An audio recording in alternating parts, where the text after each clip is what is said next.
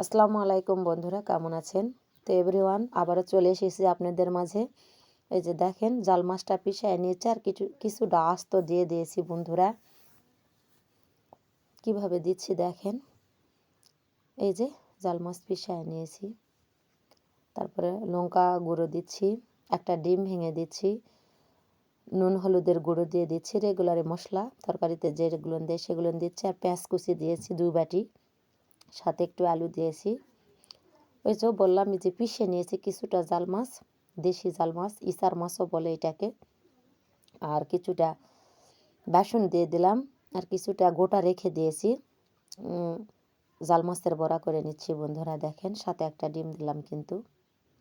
ওই যে লাল কুসুমটা দেখেন।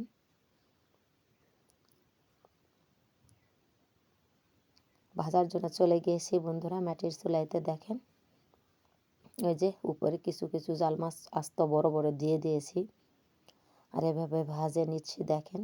আর এভাবে দিয়েও দিচ্ছি, কিছুটা উঠায় নিয়েছি বন্ধুরা। আবারও ওইভাবেই সবগুলো ভেজে নিলাম। আর এক সার দিলাম, আমাদের এলাকায় বলে আর একটা সার দিচ্ছি, ভেজে নিচ্ছি, এক সারে হবে না এরম। তো যারা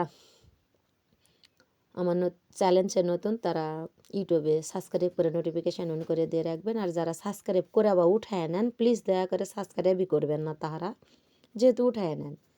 এতে আপনার ক্ষতি হবে, এঙ্গেজমেন্ট কমে যাবে, ভিউজ ওয়াচ টাইমটা কমে যাবে। তো আমি কাউকে উঠায় নিই না, উঠায় নিবও না, আমি দিয়েই গেলাম। তো ভালোবাসা দিলে ভালোবাসা পাওয়া যায় বন্ধুরা।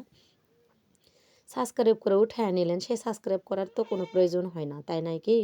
তো যাই হোক, সবাই আলহামদুলিল্লাহ ভালো আছেন। শনিবার থেকে রোজা, সবাইকে আল্লাহ রোজা থাকার তৌফিক দান করুক। আর এইভাবে আমি জাল মাছের বড়াগুলো করে নিচ্ছি, পাকোড়াও বলতে পারো, তোমাদের যার যেটা মন চায় তোমরা সেই নামই দিতে পারো। আমি জাল মাছের বড়াটাই দিলাম, বা পাকোড়া দুইটাই দিব। দেখেন এভাবে মুসমুসে করে ভেজে নিয়েছি।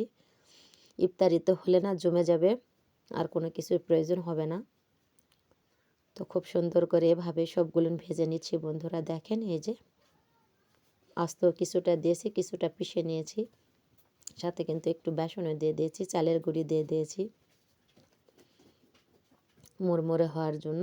আর কি কি দিলাম সেটা তো দেখলেন। ভালো থাকেন, সুস্থ থাকেন, আল্লাহ হাফেজ।